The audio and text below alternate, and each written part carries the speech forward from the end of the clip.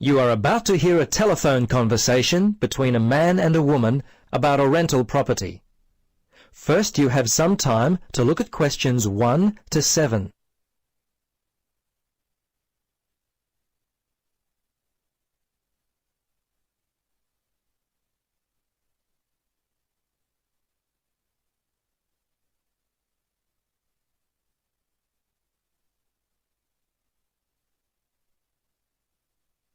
Now, listen carefully and answer questions 1 to 7. Central Realty, Jill speaking. How can I help you? Yes, hello, Jill. I've got a problem, a complaint I wish to register. Who should I speak to? You'll want to speak to Tracy, the residential manager. Just a moment and I'll put you through. Thanks. Hello, this is Tracy. I understand your rent is going to be increased. Yes, this is why I'm calling. I was told that my rent would not be increased for the length of my 6-month contract, which I signed only 4 months ago. What's going on? Is my landlord allowed to do this? I see. Yes. Okay. That seems strange. Look, can I take down some of your particulars and I'll register a formal complaint to the landlord on your behalf? Yes, sure, that'd be good. Firstly, name and address, contact details. Yes, Jane McSweeney. That's McSweeny. 3 Mauger Street. That's Maugher Street. Windory, 3355. And the phone there? Yes, you can contact me on 334756 extension 3176. I generally arrive home by 6 o'clock in the evening, so you can call me around that time, but not after 9. Oh, sorry, 8:30, because that's the time I leave for work. Okay, so I should note down that the problem is that your landlord wants to raise your rent. And when did you first move in? Yes, well, the contract began on August 1st, and... oh, hang on. Sorry, that's the ending date. We actually moved in on February the 1st. Before you listen to the rest of the conversation, you have some time to look at questions 8 to 10.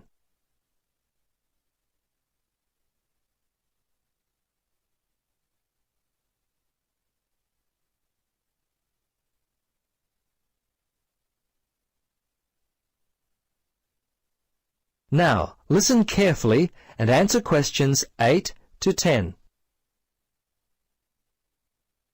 Okay, good. Now, if need be, you will have to send a letter to the Rental Tenancy Board. But as I said, first let us approach your landlord on your behalf and see if we can work out the problem before it gets to that situation. I'd be very surprised if you have to send a letter. 95% of these kinds of problems get solved early on. Okay. Now, if you have any problems you need to discuss, feel free to come in and talk with the general manager. In the meantime, if you would just wait until we receive an answer from your landlord, we'll be able to then plan our next step. Is there anything else I could be doing? Well, you could write a letter to the RTB listing all the events as they happened from your point of view. But as I say, hold on to it.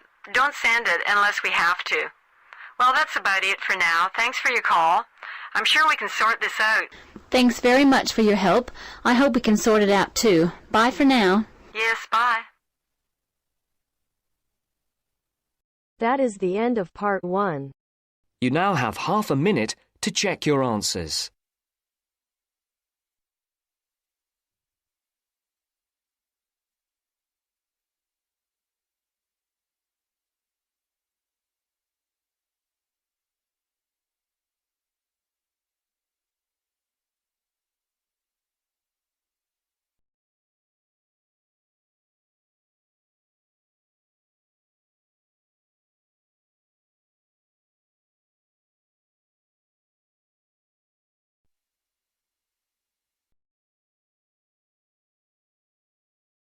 Now turns to part 2.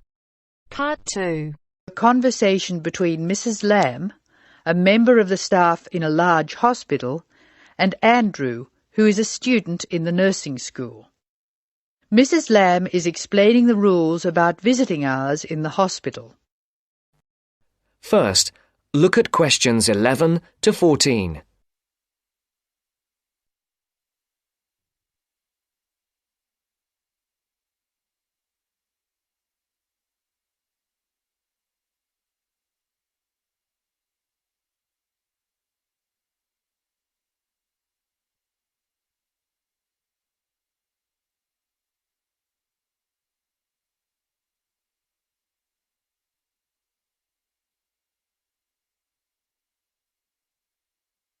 Listen carefully.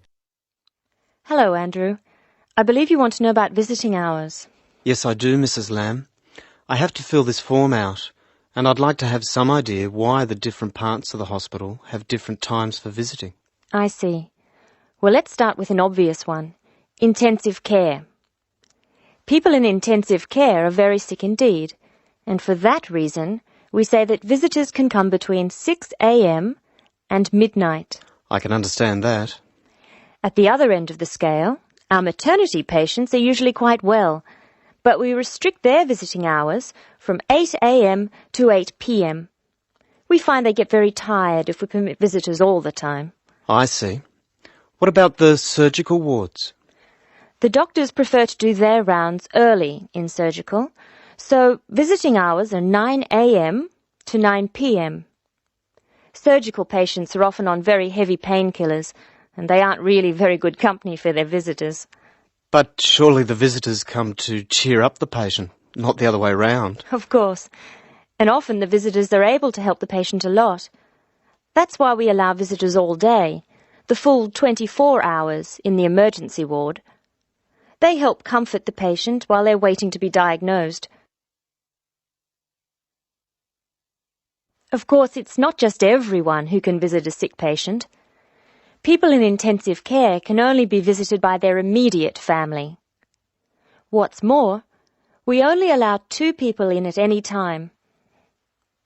We let children of the immediate family in to visit people in intensive care, but we don't like to do it.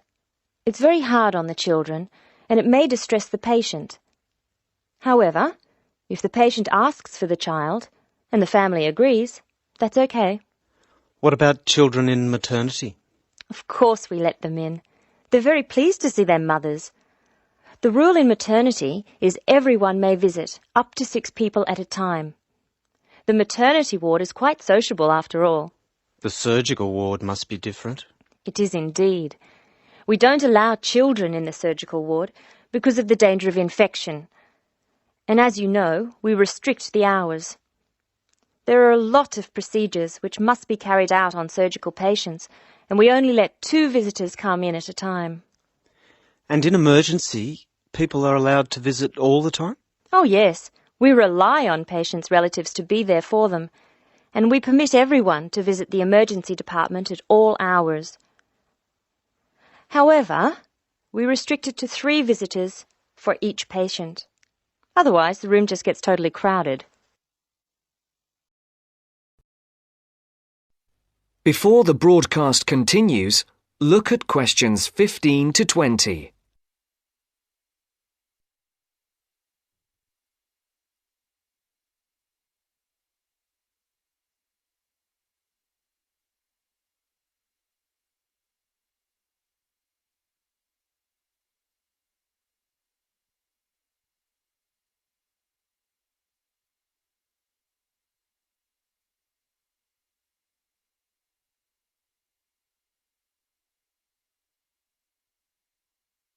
You will now listen to the second part of the talk. Now I have your schedule for the next week's observation sessions. Are you ready? Yes. Where do I start? On Monday, you'll be in male surgical in the morning and in female surgical in the afternoon. You'll be following Dr. Shea on her rounds. Thank you. And on Tuesday? On Tuesday, you'll be with Dr. Thomas in the morning and Dr. Robertson in the afternoon. No, that can't be right. You're with Dr. Thomas in the afternoon and Dr. Robertson in the morning. Do I ever get to see Dr. Kim? Yes, you'll be with Dr. Kim on Thursday and Friday. She'll take you through the children's ward and through our new teenage ward for 12 to 15-year-olds. Great. I've read a lot about that new ward. Will I see the schoolroom? Maybe another time. And what will I do on Wednesday? On Wednesday, you'll join the other students for lectures. You'll be in the Redmore lecture room between 8 and 10 a.m. and later between 2 and 3 p.m. Thank you. Do you know how big my class is? The intake this term is 200 first-year students. I'm pleased to say about 1/3 are men, which is good. Nursing used to be an almost entirely female occupation. I know. My father trained as a nurse, and he was considered very unusual. Is he still working as a nurse? Yes, he's working in a hospital in the country. I guess I just wanted to follow his example. That is the end of part 2. You now have half a minute to check your answers.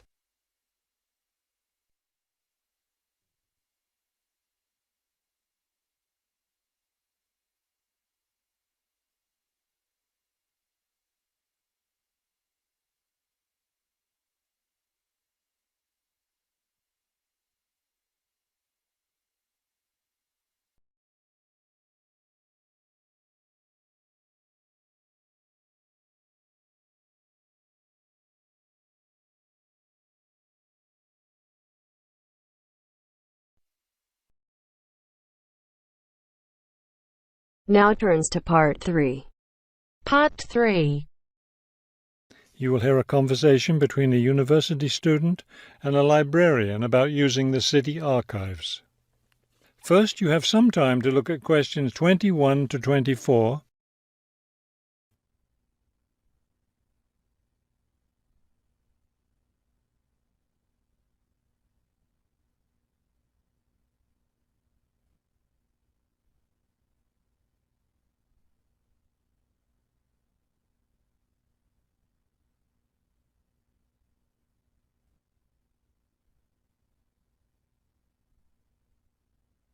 As you listen to the first part of the conversation, answer questions 21 to 24. Hello. I was wondering if you could give me some information about using the archives? I'd be happy to. Are you a resident of the city? Actually, I live just outside the city, but I study at the university downtown. That's fine. All you need to do is show your university identification card, and you can use the archives at no charge, as long as your ID card is current, of course. Yes, it's valid. So I don't have to pay anything? No, city residents pay an annual fee, but students can use the archives for free. Everyone else needs to get special permission from the director, but that doesn't apply to you, of course. Oh, good. I was also wondering about the schedule. I have classes every day, Monday through Friday, and I also have a part-time job. So I could really only use the archives on weekends. That's not a problem at all. We're open all weekend. Actually, the only day we're closed is Monday, so you can come any day, Tuesday through Sunday. Are you open in the evenings? Yes, we're open from 9:30 in the morning until 8:30 in the evening. That will fit my schedule well. Before you hear the rest of the conversation, you have some time to look at questions 25 to 30.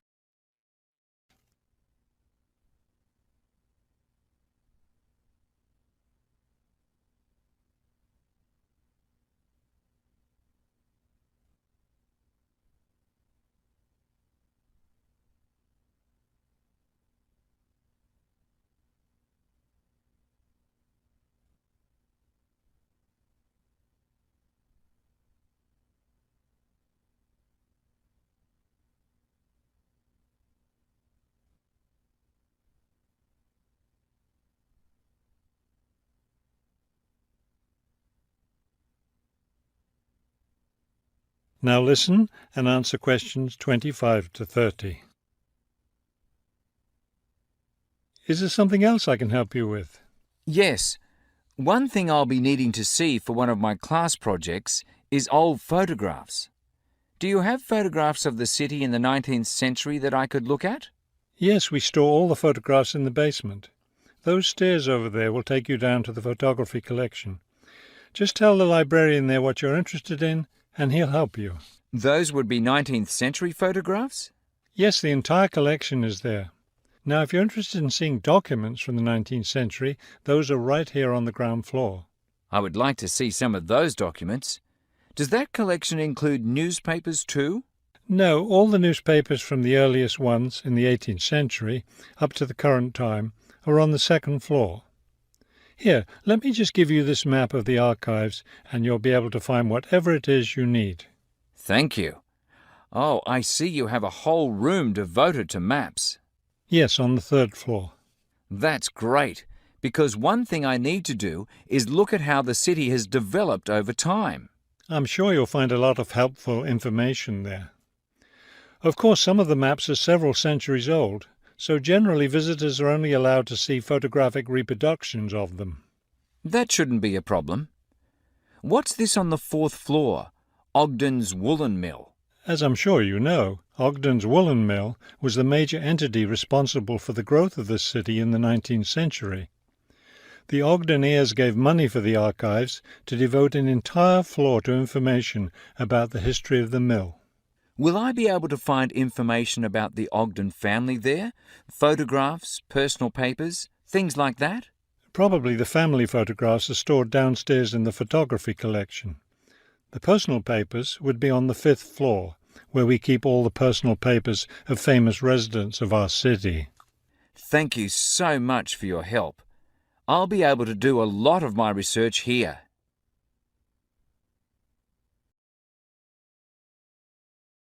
That is the end of part 3.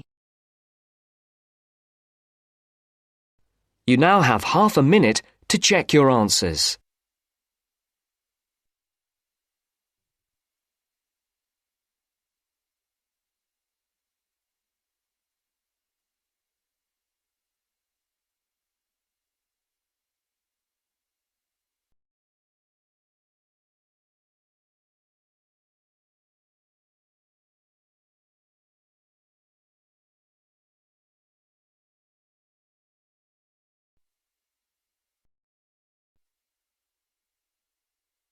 Now turns to part 4.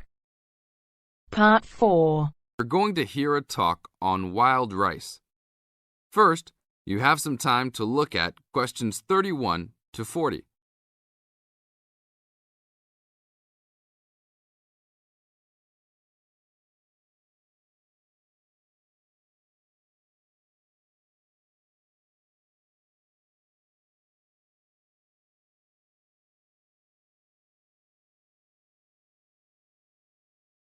Now listen to the tape and answer the questions. Good morning. Today we'd like to talk about wild rice. Contrary to what many people believe, wild rice is not rice at all, but a grass. Much of it sold in the world today is not even wild, but rather cultivated varieties that do not occur naturally. Wild rice is really an annual aquatic seed found mostly in the upper freshwater lakes of Canada, Michigan, Wisconsin, and Minnesota in North America.